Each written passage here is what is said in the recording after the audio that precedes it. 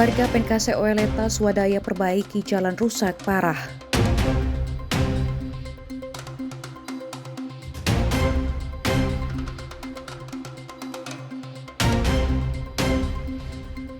Menteri Hukum Republik Indonesia resmikan 3.442 pos bantuan hukum di Nusa Tenggara Timur.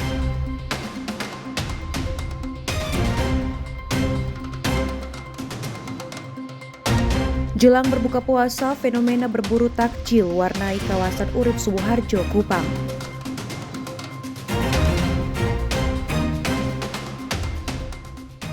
Halo pemirsa, Timur Sepekan kembali hadir menyapa Anda. Selain 3 topik utama tadi, kami juga menghadirkan informasi penting lainnya.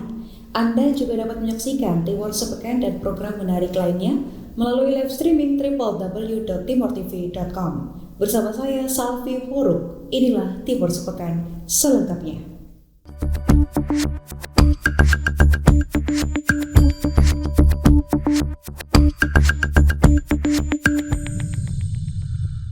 Tak kunjung diperbaiki, warga Penkase Oeleta inisiatif gotong royong perbaiki jalan rusak parah dengan darah sukarela, juga material tanah putih dan semen. Berikut laporan jurnalis Salvi dan juru kamera Ashraf untuk Anda.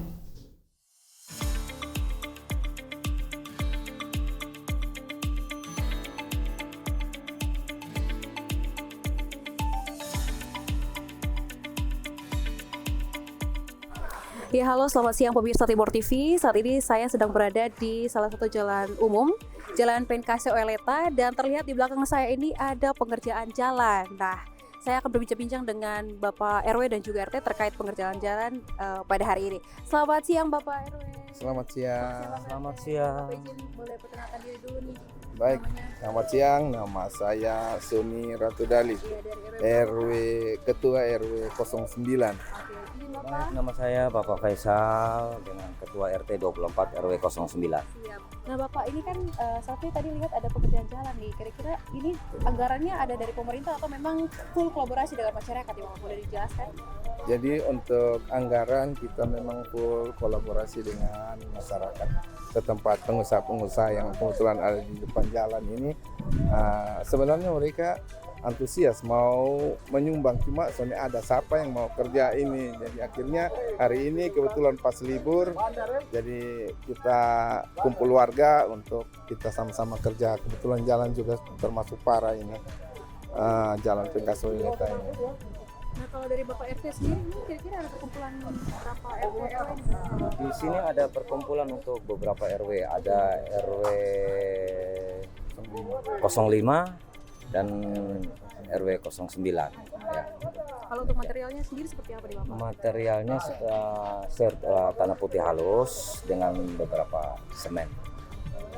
RW sendiri melihat jalur khusus seperti ini, mungkin ada himbauan atau harapan kepada masyarakat, pemerintah seperti apa? Lebih khususnya kepada pemerintah. Memang kita juga menanyakan informasi mengenai pembangunan jalan ini. Katanya tahun ini tidak ada pembangunan untuk jalan Penkase Oeleta ini, sehingga kalau kita biarkan ini jalan ini tambah rusak parah, hujan tambah dengan hujan lagi. Jadi akhirnya kita ambil inisiatif, sudah kita dengan masyarakat, dengan pengusaha setempat kita kolaborasi untuk kerjasama sehingga jalan ini bisa termasuk layak untuk dilewati. Kan juga memang ada kecelakaan yang lewat jalan yang semakin parah ini, yang sering terjadi di jalan Penkase Oeleta ini. Kalau dari Bapak RT sendiri Harapan ke depan untuk pemerintah terutama ya, untuk jalan ini segera untuk dibenahi, karena akses di sini kan terutama untuk tingkat perekonomiannya kan lewat Penkase Oeletanya. Terima kasih banyak Bapak sudah memberikan langsung informasi dari TKP ya. Dan pemirsa, terima kasih juga Anda sudah bersama kami untuk meninjau langsung jalan yang ada di area Penkase Oeleta yang sudah rusak parah, dan kemudian ada inisiatif kolaborasi dari masyarakat setempat untuk memperbaiki jalan tersebut dengan anggaran yang tersedia atau anggaran hibah dari masyarakat sekitar. Sekian, Salvi melaporkan dari Penkase Alar untuk Timor TV.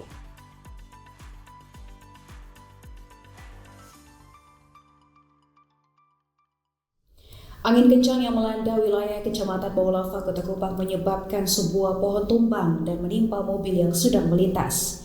3 orang di dalam kendaraan menjadi korban dengan kondisi korban luka ringan. Sementara arus lalu lintas sempat terganggu sebelum akhirnya berhasil dinormalisasikan oleh aparat kepolisian. Berikut liputannya untuk Anda. Angin kencang yang melanda wilayah Kecamatan Baulafa, Kota Kupang menyebabkan sebuah pohon tumbang dan menimpa 1 unit mobil Honda Brio yang sedang melintas. 3 orang yang berada di dalam kendaraan menjadi korban dengan kondisi korban luka ringan. Sang suami mengalami luka di bagian bahu, sementara istri dan anaknya langsung dilarikan ke rumah sakit terdekat untuk menjalani ronsen dan pemeriksaan lanjutan. Salah satu warga, Edi, mengaku mendengar suara angin yang sangat kencang sebelum kejadian. Tak lama kemudian terdengar suara keras saat pohon tiba-tiba tumbang dan menimpa mobil yang melintas. Menurutnya, kejadian terjadi begitu cepat dan membuat warga sekitar terkejut.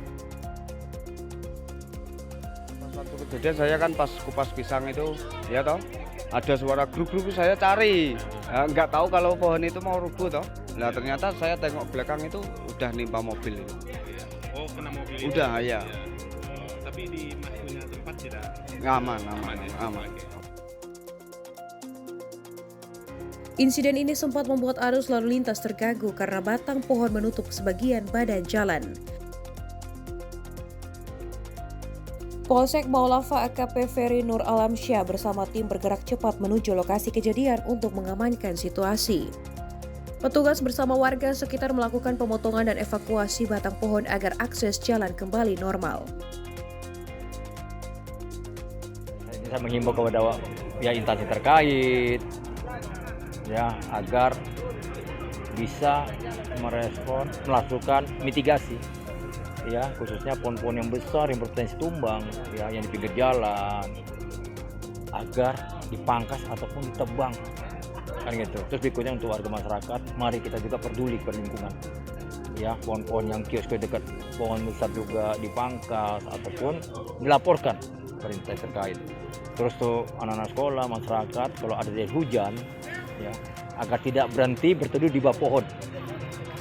Pertama petir, kedua potensi kalau pohon tumbang, kita nggak tahu kapan itu bisa terjadi.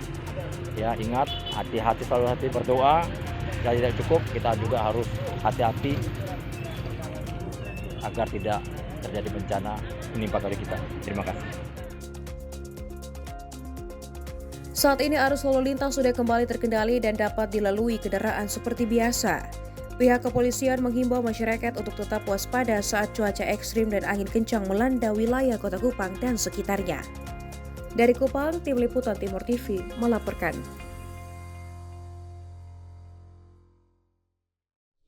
Jelang Hari Keagamaan Nasional, sejumlah harga sembako mengalami kenaikan. Hal ini diduga karena ketersediaan stok yang terbatas juga kondisi cuaca yang berpengaruh. Pedagang pasar Impres Naikoten Kupang keluhkan sepi pembeli. Berikut liputannya untuk Anda. Jelang Hari Keagamaan Nasional, suasana pasar Impres Naikoten 1 yang biasanya ramai kini terlihat lenggang. Sejumlah lapak sembako tampak dipenuhi barang dagangan namun minim pembeli. Kenaikan harga bahan pokok seperti bawang merah, telur ayam, beras, dan minyak goreng menjadi salah satu penyebab menurunnya daya beli masyarakat. Keterbatasan pasokan dari distributor membuat harga di tingkat pedagang ikut melonjak. Sekarang bawahnya 45 Nona. Oke, berarti mengalami kenaikan ya Bapak ya? Ya kenaikan karena barangnya agak dari luar, soalnya di ETT sini dari Bima ini. Dari sebelumnya harga berapa nih bawangnya? Bawahnya sudah stabil Nona, dari keadaan barang kalau banyak murah, harganya murah. Sekarang lagi kurang, kalau makanya harganya naik. Belinya begini sama sepi.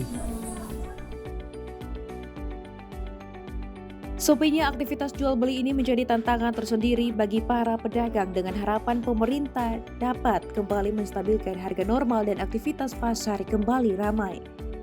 Dari Kupang, Tim Liputan Timur TV melaporkan.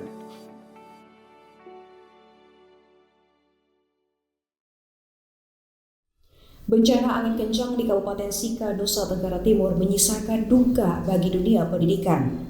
Namun di tengah keterbatasan ruang kelas yang roboh, semangat siswa di pelosok Desa Bu Utara kembali bangkit setelah tenda darurat dan bantuan dana pendidikan datang. Berikut informasi selengkapnya untuk Anda. Begini medan yang harus ditempuh untuk mencapai SMP Negeri 48 saat GAIQ. Sejak Januari lalu, gedung sekolah ini lumpuh, atap-atap kelas hilang disapu angin kencang memaksa 52 siswa kehilangan tempat bernaung untuk menuntut ilmu. Kini tenda darurat kepolisian menjadi ruang kelas sementara untuk mereka. Tanpa meja, tanpa kursi, siswa-siswi ini duduk beralaskan terpal tipis. Namun kehadiran Wakapolda Nusa Tenggara Timur dan jajarannya membawa atmosfer berbeda. Bukan sekadar meninjau, anggota Polri hadir menghibur, menyuntikkan kembali semangat yang sempat luntur akibat bencana. Terima kasih banyak kepada Bapak Kapolda NTT beserta jajarannya telah memberikan bantuan kepada kami berupa satu buah tenda untuk proses pembelajaran, papan tulis, alat tulis, buku, spidol, tas, untuk kami di SMP 48 saat GAIQ. Senyum bahagia mereka saat perlengkapan sekolah baru dibagikan. Tak hanya tenda dan alat tulis, Polri berkomitmen melengkapi fasilitas belajar yang hilang agar proses kegiatan belajar mengajar kembali normal. Dari Polres nanti juga akan mengirimkan meja dan kursi sebanyak 100 buah.